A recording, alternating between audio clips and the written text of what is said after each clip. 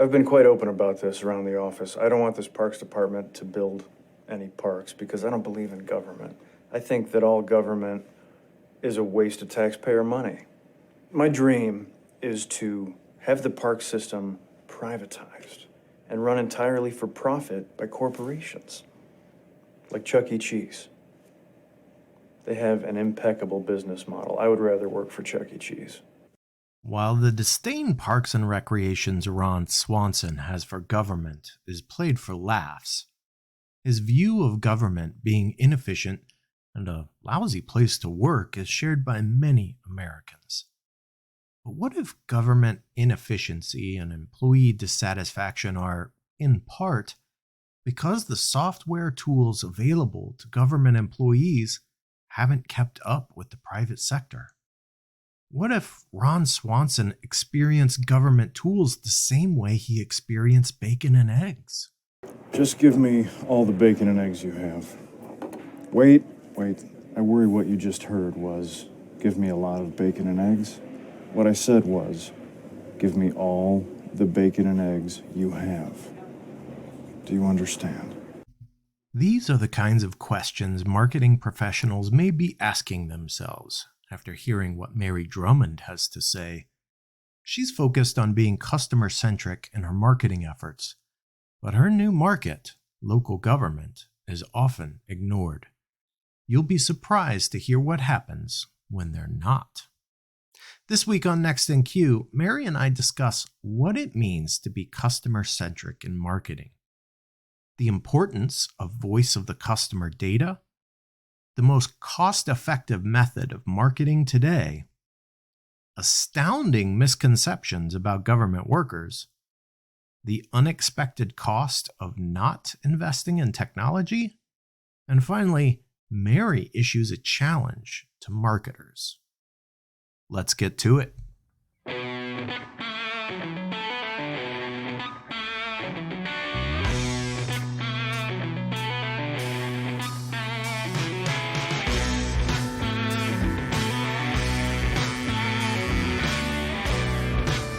Welcome to Next in Queue, the podcast for contact center and customer experience professionals. Next in Queue is brought to you by Happy 2 Vision. Eliminate blind spots and see right through every conversation with Happy 2 Vision.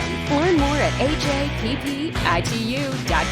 Now, here's your host, Rob Dwyer. Hey everyone, thanks for joining another episode of Next in Queue.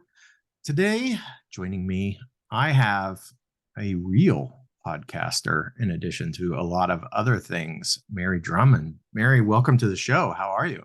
Hey Rob, it's great to be here. It is. You've been doing this podcasting thing for a hot minute. You have host a show called Voices of CX. How long have you been doing that? I've been doing it for 10 seasons. We do 2 seasons a year, so 5 years, I guess. It's been a while. Wow. That has been a while. You say it like it's not super fun, but I know you probably have a really good time doing it. I do. I enjoy it. I like being able to inject a little bit of my personality. I know that you do the same. So this is going to be a great conversation. Yeah, absolutely. I imagine that you do that as in some ways probably began as a marketing effort. And that's actually part of what we're going to be talking about today, which is customer-centric marketing. And those seem like some buzzwords maybe. So why don't you debuzz them and tell us what that means? Well, first of all, I think that buzzwords are called buzzwords for a reason. They generate buzz, right? And yeah, the idea behind it is, okay, there's so much talk of customer centricity, and I've been in customer experience in that whole customer world for so long, but there are times that it overlaps with marketing, but there are also, perhaps more often than not, times where marketing and CX absolutely don't touch or even talk. So when I was, figuring out who I was as a professional, it's like, okay, well, I'm not just customer experience and I'm not just marketing. So what would be a really great marriage of those two things? Well, perhaps bringing customer centricity and all of these concepts that I've learned and implemented so well throughout my career into marketing, that could probably define me a lot better than just marketing or just customer experience. So that's what I came up with. And I think that if it didn't have buzz, then I would have failed as a marketer. So I'm actually glad that you are labeling this as buzz terms. I am too. I am too. I wonder, you just talked about how often, right, marketing doesn't interact with customer experience. Is that because for a long time, marketing has been siloed? And by that, I mean, we bring in people who are professional marketers and really weren't part of the business in another way prior to that. And so they don't necessarily understand the customer or the business or its objectives. What they understand is marketing and trying to attract eyeballs. Is there any truth to that? Well, the one thing that I really struggle understanding in the industry is why customer centricity isn't a bigger part of marketing, why the customer isn't front and center, because the truth is that's what marketing is supposed to represent inside of an organization, right? It's supposed to be the voice of the organization to the market and the voice of the customer internally. The job of a marketer is to understand the customer and to cater the message and the product when possible to deliver to customers' expectations. And I think that along the way, we got caught up in maybe best practices, maybe marketing gimmicks, maybe God knows what. And I see so many marketers out there that have complete and total disregard of the customer. They may think that they are considering the customer, but they're basing it perhaps on knee-jerk reactions or quote unquote intuition. And when we do that, there's so much of our own personal biases that influence our perception of what we think customers want and what we think will resonate with them. There are times in which it can be accurate and true, but we can't possibly empathize on a accurate enough basis with all of our customers to do that, unless we decide that as marketers, we're only going to target people who are exactly like us. And it's interesting because in my previous role, I was the chief marketing officer selling to other chief marketing officers. So it was very convenient because I was my target audience, right? But now stepping into my current role, I had to really start practicing what I was preaching because it changed entirely. My job is now to market and sell to government. And I am the farthest thing from a government or public servant that I can even imagine. So it really is taking some time to pause and have some self-reflection and remember all of the things that I've been telling other people to do all this time and doing them myself, right? Which is taking the customer and putting them in the center of everything that you're doing and finding non-biased ways to listen, to observe, and to tailor your message and your visuals and your efforts and your campaigns to what that customer needs and not what you think they need. I love that. First of all, you sharing insights on this show is a public service, in my opinion. So just going to say, you're getting your public service in as far as I'm concerned. I'd like to dig in a little bit and talk about tools or methods that we can use to eliminate our own bias when we're trying to get that message out there, when we're involved in a marketing effort. What have you found that is effective for you? Well, I mean, there are so many methodologies out there. I come from the consumer insights field. So we can start with that. We can start with doing some research. research can't always be done at scale, especially if you're not working at an enterprise or a B2C company that sells direct to consumers and some, I don't know, cool hip retail brand where you get to extract those really large samples of the population for research. But it can also be done at a really intimate level if you're a small organization or if you're in B2B and you have a couple hundred customers, perhaps. You can just break it all the way down and go straight into one-on-one interviews and conversations with customers, which is an extremely practical and perhaps the most raw version of that you can get. If you're a mid-sized company, there are a whole other set of tools that come into play. I mean, surveys are one option. They are pretty efficient if they're done right. And I mean, it'll take an entire podcast episode to discuss what it means to do surveys right and how often they are done so very incorrectly. But the most important thing is bringing the voice of your customer into the room. The way that you do that is less important to me, because I'd rather you do a moderate version of that, or perhaps a less than ideal version of that, than not doing it at all. So I would say whichever tool you use to bring the voice of customer into the room in the best way for your organization, that's what matters. Why? Because if you work at an organization that has a huge budget that allows you to invest thousands or even hundreds of thousands of dollars on research initiatives, that's fantastic. By all means, get the best stuff out there and accept nothing less, right? But that's not the reality of most marketers out there.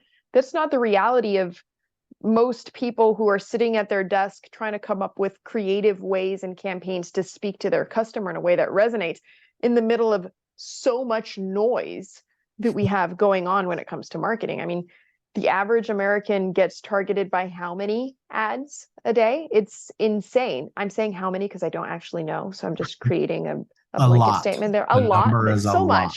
much. So how do you really break through the noise, especially in this day and age where, I mean, how long have you been in the market working, Rob? Just a random question. Well, in this market or in the industry? The market in general, like since you stepped into the market for the first time, how long have you been around? I mean, I think we all step into the market when we're kids.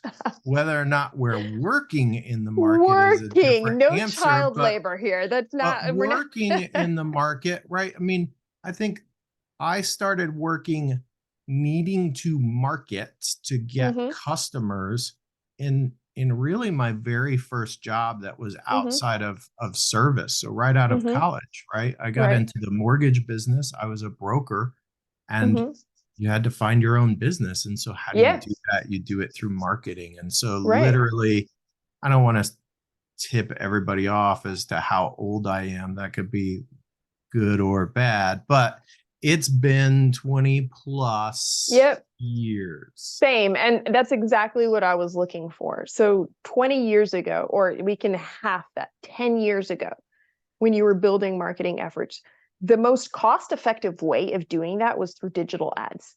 Whether it was Google ads and Facebook starting with their ads, Instagram wasn't even monetized at that point, maybe. It was cheap and it was what we could do. And in fact, we did that so well that digital advertising has become the most popular means of advertising at the moment, which also means it's ridiculously expensive now, especially if you're doing auction type ads, which most platforms have, where whoever pays the most money gets the best ad placement or gets put in front of customers. So it's so expensive to advertise on digital platforms nowadays that some retailers are finding it more productive and finding higher ROI in going back to brick and mortar and setting up shop on a busy street, because the cost of acquiring customers is lower than digital. Like that's kind of shocking, really, when you think about it, right? So we are in this absolute dog eat dog um, digital ad market, which actually means that most of us can no longer afford it.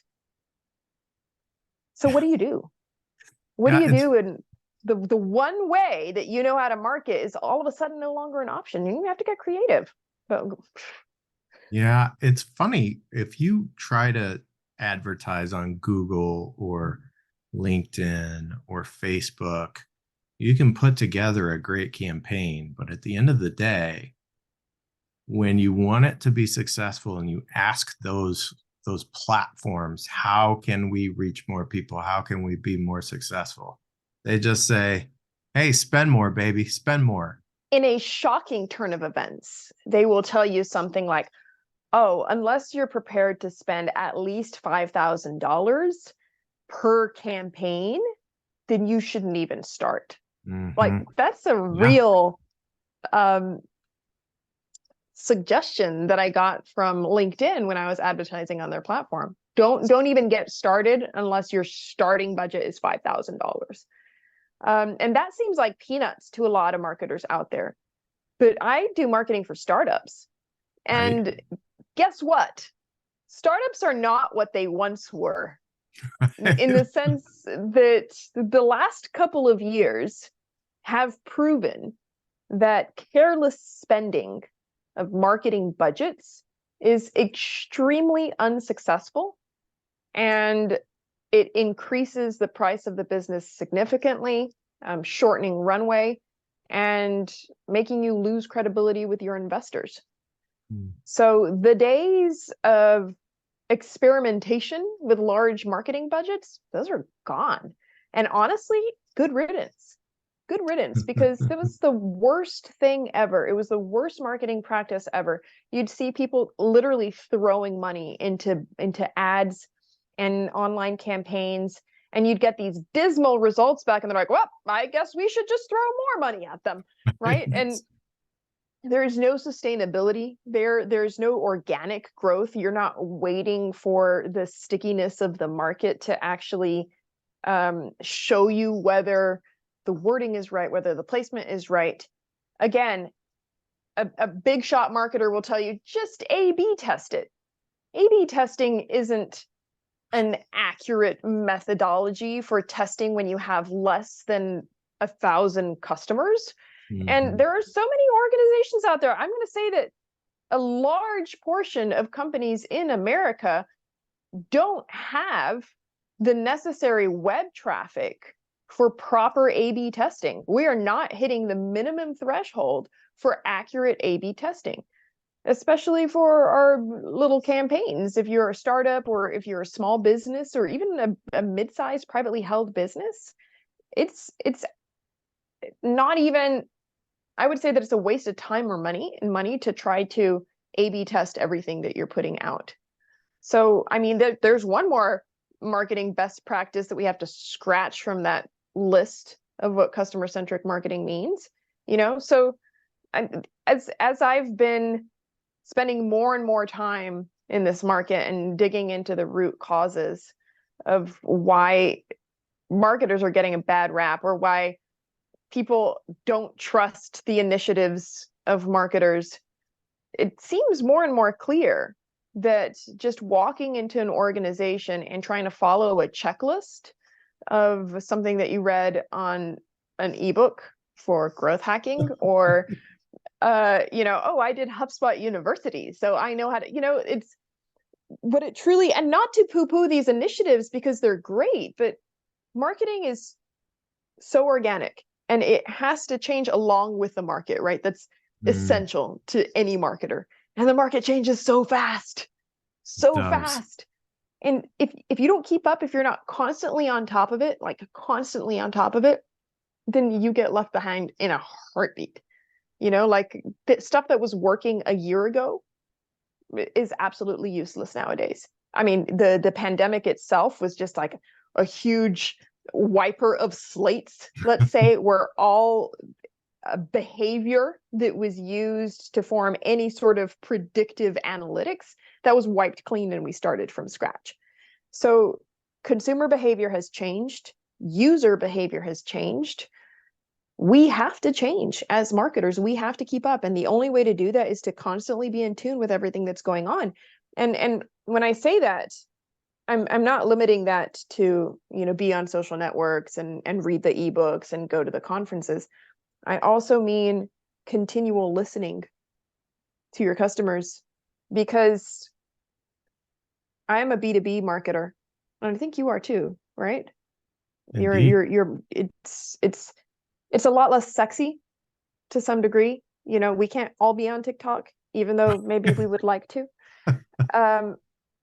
But understanding how our customers' needs have changed and how they are interacting with the market nowadays.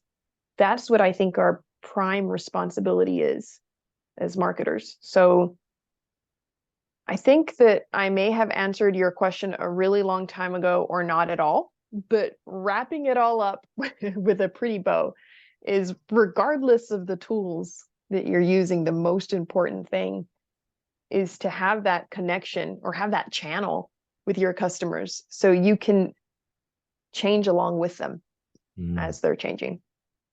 Well, now I know what I've been doing wrong, because I learned everything I know from a 2019 ebook, and I've just been doing the same thing this whole time. It was a free download, and It was. And I think it was absolutely titled wasn't for lead Everything. generation at all. Yeah, everything you need to know about B2B marketing. And I just was like, oh, well, that's it. I'm good. I didn't realize there was more to this, so I'm learning something today. I'm excited about that. Oh, So great. you talked about kind of what you're doing differently today, and you're marketing to government entities, right? It's not even B2B. It's, I don't, do they call that B2G? What do they call that? I don't know. I just call it, it's a niche market. I'm going to that's what call I it B say. to the G. I think that has a nice ring to it. You're in I the agree. B to the I'm gonna G start using space. that now. I may steal that. You should steal away. Is that entirely different than B2B? You just mentioned, right, B2C, like we can't all be on TikTok, right? B2C is different than B2B. So is there a difference that you're finding in that business to government space as well? Well, here's the thing. If I were marketing to all the government, it would be one thing. I'm not. I'm marketing to affordable housing directors within participating jurisdictions that receive HUD funding. And HUD funding, HUD funding, it's all the same. It's like a little tiny speck. And there are some very unique characteristics of this market that you don't see in the rest of government. Some things are very similar. There is a certain profile to people in government, but there's a whole other set of, I'm going to call them psychographics, that define, or at least can generally define, people who are working with affordable housing.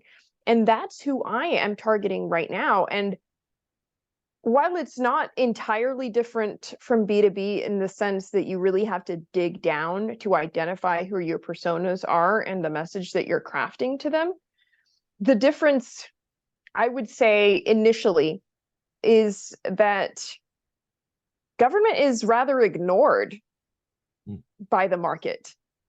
I think we all have this idea that because it's government, it doesn't deserve the same quality or attention that the rest of the market does. Because again, since it's government, it's all going to end up being an RFP, and it's going to be, the decision is going to be made based on price anyway. So why would we even invest resources into creating a better product or a more efficient product or a product that people are happy to work with or on?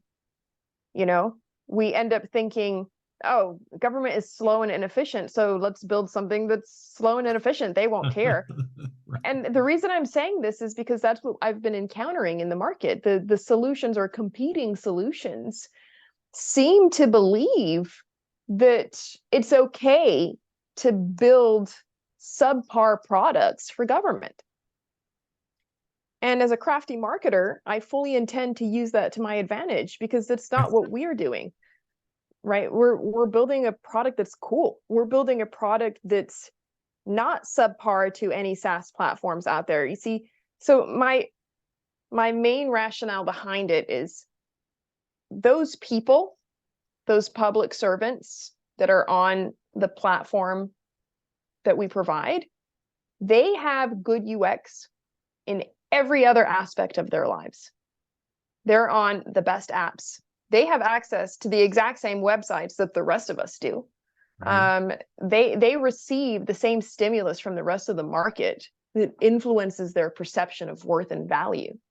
So why would they choose a platform that doesn't really respect them as individuals and as workers by providing them with a crap user interface and with clunky reporting that doesn't work, you know?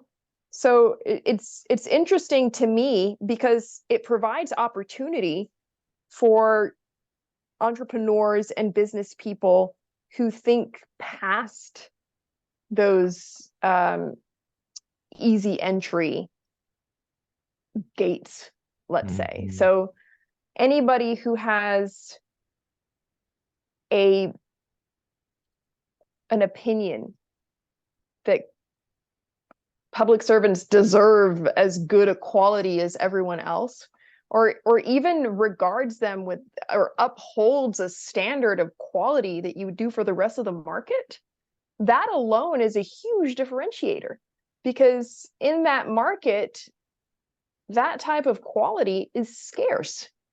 Yeah. You go on to government websites, they look like websites from 15 years ago. The platforms look like they're from 25, 30 years ago. But we can build better. We can deliver experiences that are better, you know? So the difference between targeting government in this case and in other businesses is that they have been ignored. Their needs have been ignored. They're who they are as people, the people behind the desk, have been ignored, not only by businesses, but by marketers.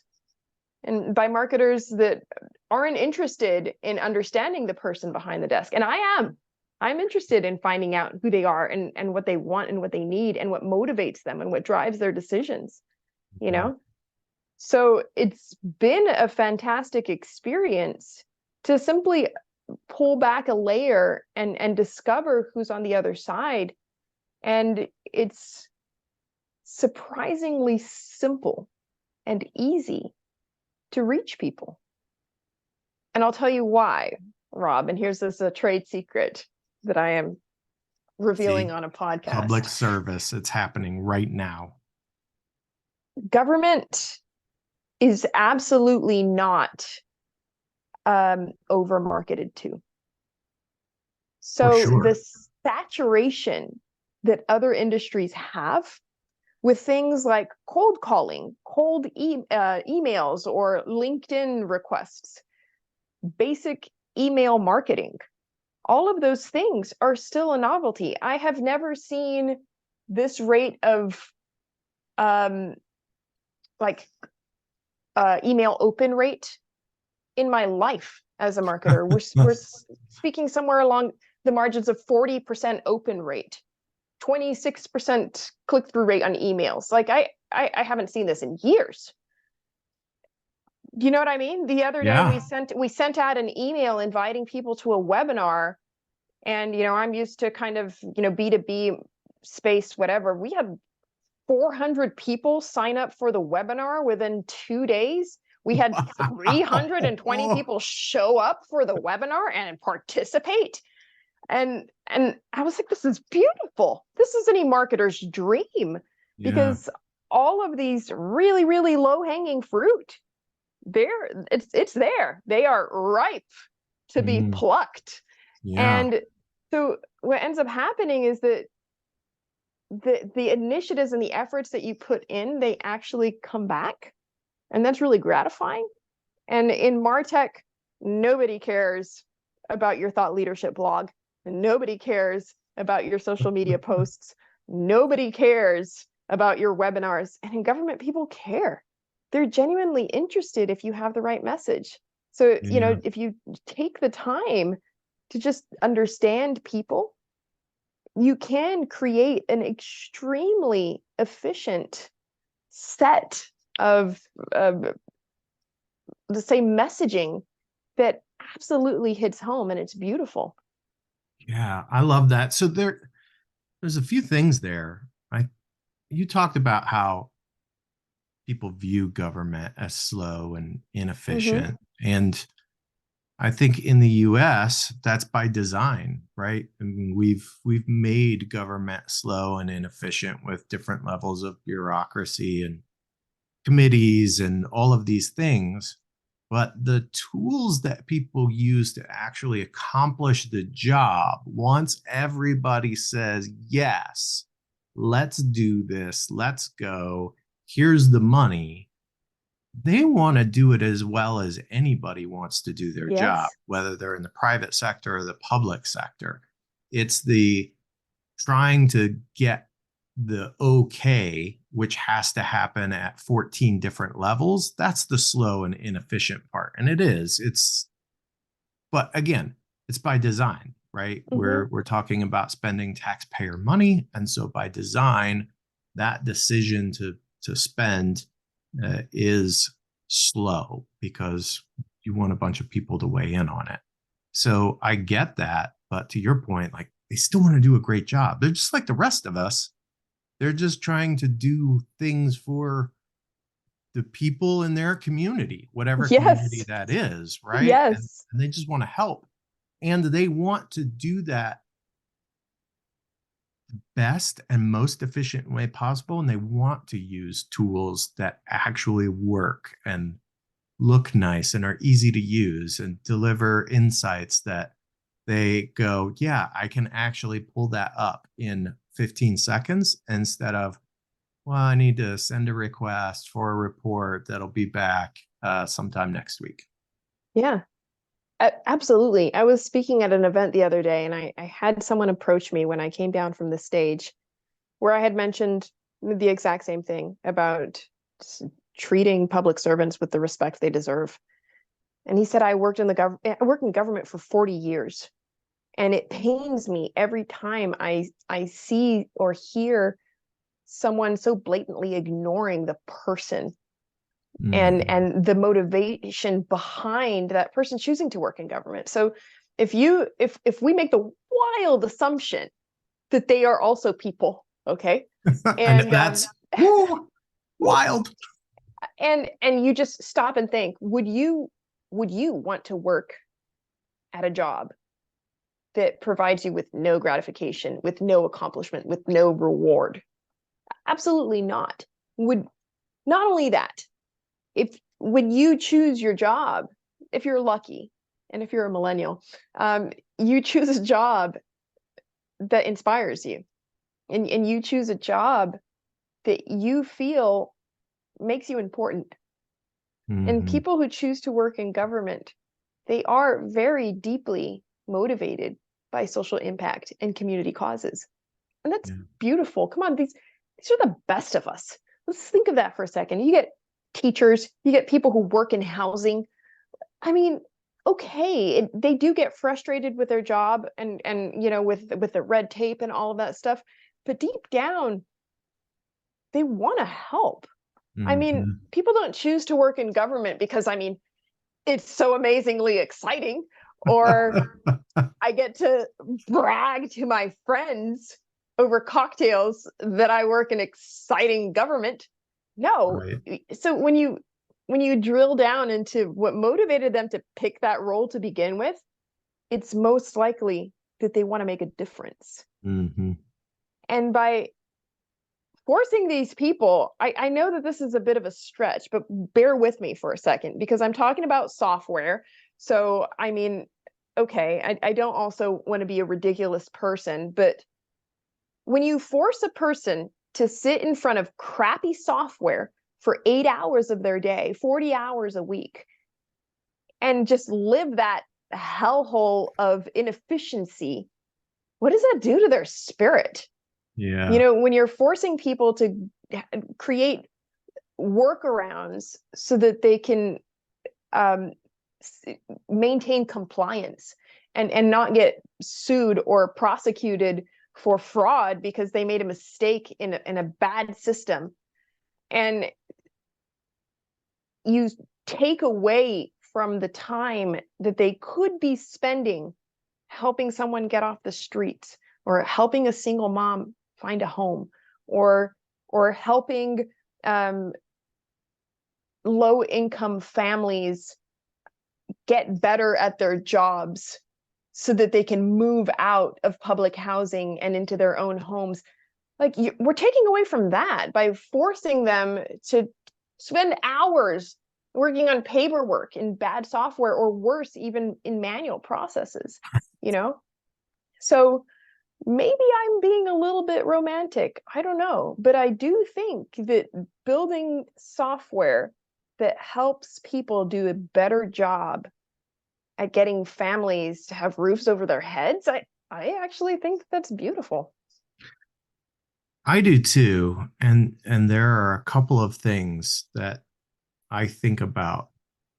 Number one, I think most of us, when we think of government, we think of politics. Mm-hmm. And the politics are way up here, Mm-hmm. right? But the people who actually do the work are not, they're not involved in politics. They're Yeah. there to actually carry out the work that we've decided all together that this is what we want, right? And there Mm-hmm. are all kinds of different functions. And so I think sometimes we forget that government is not politics. Politics Right. are part of government, but government is not politics. And in this country, politics have become so polarized that I think people have this natural distaste for government when Yeah. government actually does a lot of really important good work. Yeah.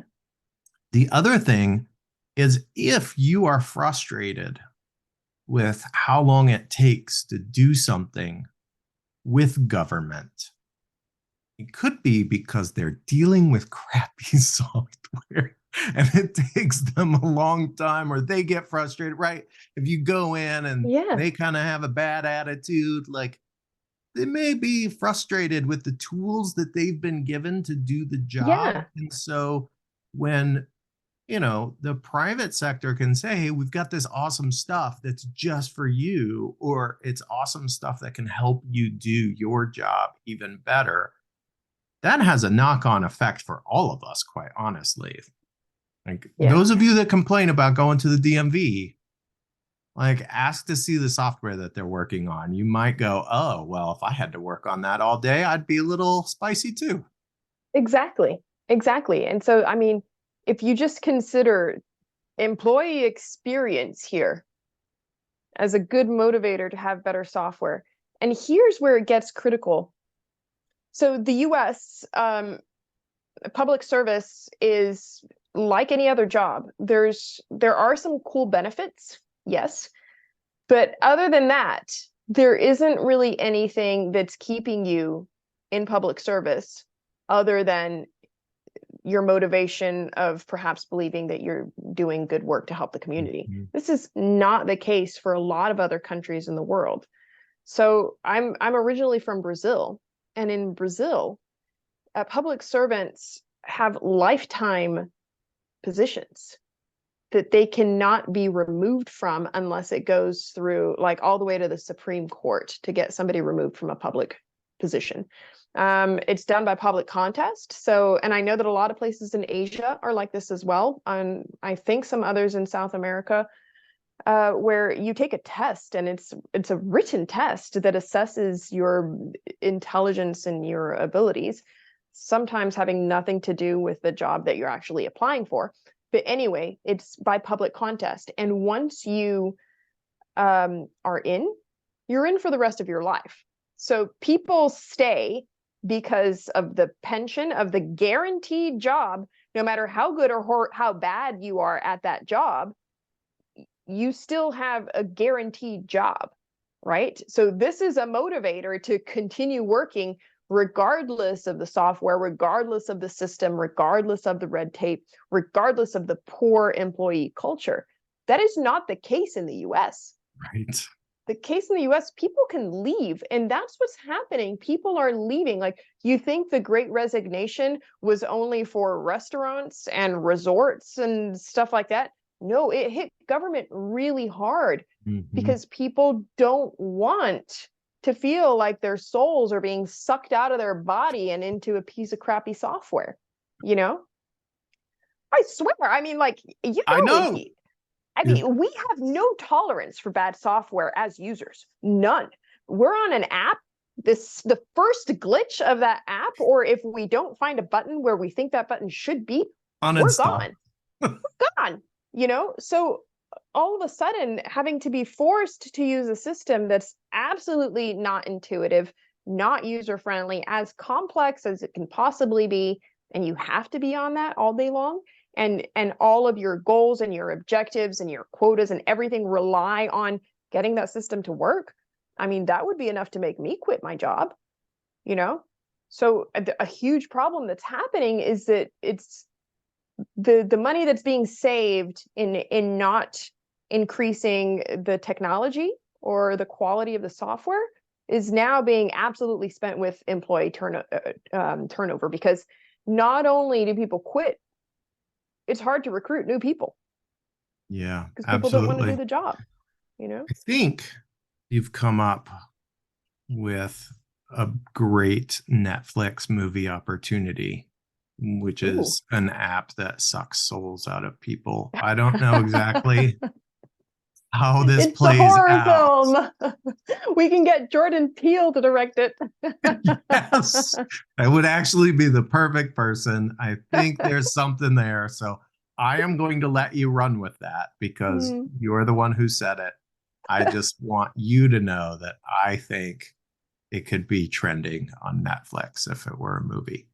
Yeah, I mean, I'm a great marketer, so if I market that movie, I mean, Let me ask you something. So you mentioned that you're from Brazil, and I know Mhm. that you started working for a language teaching company in Mhm. Brazil, which you eventually then took over. Like Yep. you bought it out Mhm. and then really turned the jets on. Is that where you cut your teeth in marketing? Was it before that? When did you fall in love with marketing?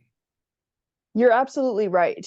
It was when I took over because uh, so I started off as a language teacher, right? Being the American kid in a non-English speaking country, that was the quickest and easiest way to make money, right? Offering language classes. And but I had that entrepreneurial spirit in me. So we founded the company when I was 21, and I had a co-founder that I eventually bought out and took over. And the interesting thing is that the product was always good. We always had the best teachers. We always had the best material. We always had the best methodology, the best platform to serve our teachers and our students, to book classes, etc. But the one thing that we didn't understand was that there was a gap in how much students wanted to pay versus how likely they were to actually complete all of those classes. Think of it this way. When you sign up for a gym, you're sure that you're going to go at least 3 times a week, and you go maybe twice a month, perhaps, unless you're me, who's a gym maniac. But that happens more often than not, right? That's a human trait. We choose to initiate some sort of project for self-improvement or professional qualification, and when we make that decision, we want to go hard, but life happens and things get in the way. So what happened more often than not is that students would cancel and teachers wouldn't make money. And what ended up happening is that teachers were constantly on this limbo of the gig economy of never knowing how much money would go into their bank account in the end of the month. And that provided a huge insecurity. So I think that the real silver bullet was understanding that students were willing to pay less, but have a fixed cost. And teachers were willing to make less if we could guarantee that they would make that money at the end of the month. So that was a double understanding of both stakeholders, which were the students and the teachers. So it was understanding what the pains of the teachers was and understanding what the pain of the student was. The student was paying too much and then canceling classes. The teacher was charging a lot for classes, but ultimately not making that money at the end of the month because students canceled. So by finding out that the one thing that would solve both of these problems is by creating a fixed cost, all of a sudden it worked. And that's what was the true differentiator at the time, because we were the only language school that was offering that option. And it was a financially a very viable product, let's say. Yeah. So I think that was my first dipping of toes into understanding the motivators behind stakeholder needs and how addressing those needs can make you profitable.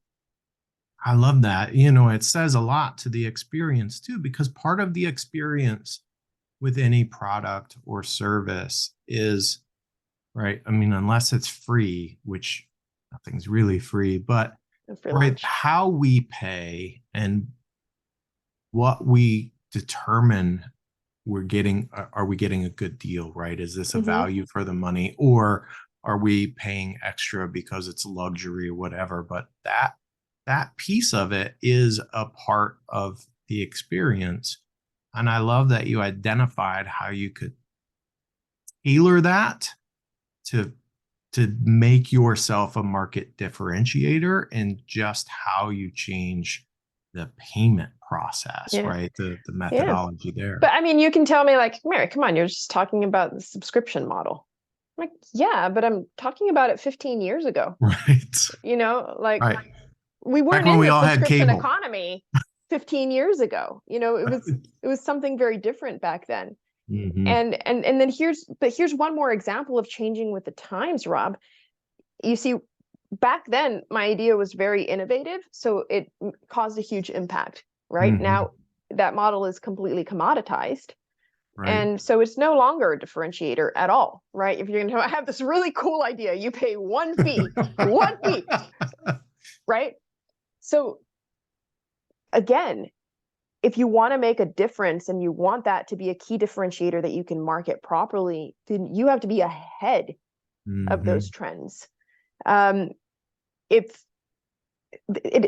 think that it is right around the corner, if not already here, where people are going to start dropping off of subscription models and going into the next new innovative form of payment of services. I don't know what that is. I haven't seen it yet, but I definitely have my eyes and ears open because it's coming. There are only so many years that this type of economy flourishes in the market before some innovator comes and takes its place, right? So I challenge any marketers or individuals who are responsible for building products or pricing models inside your organization. Don't get comfortable because change is coming. There is something about the current economy that's very, very ripe for disruption. And we're going to see it within the next couple years, max. Change is coming. I think that is the perfect way. Change is always coming, though. Like, yeah, it is. I mean, you can just be a perpetual John the Baptist in the wilderness screaming about change is coming, and it's always going to be accurate, just forever, because it's evergreen. It's always coming. Yeah, I love it. Well, Mary, this was an amazing conversation. I really enjoyed getting to talk with you and learn from you. And I know you may have some competition in the government space after my tens of listeners listen to this, and they're all like, Market to the government. So thank you. Thank you for joining Thank you, Next in Rob. Queue. That's awesome. Thanks for having me. I appreciate the opportunity to share my thoughts on marketing. And I don't think that there's anything really revolutionary about what I'm doing, and I need to make that very clear.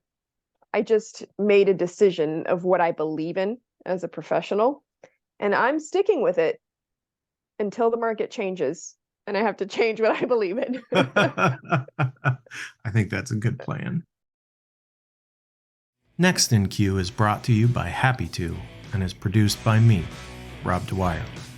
If you enjoy this podcast, please by all means subscribe and or rate this podcast in iTunes or your favorite podcast app. But more importantly, please tell just one person about this podcast. Word of mouth is the best way for people to discover new content. As always, thanks for listening.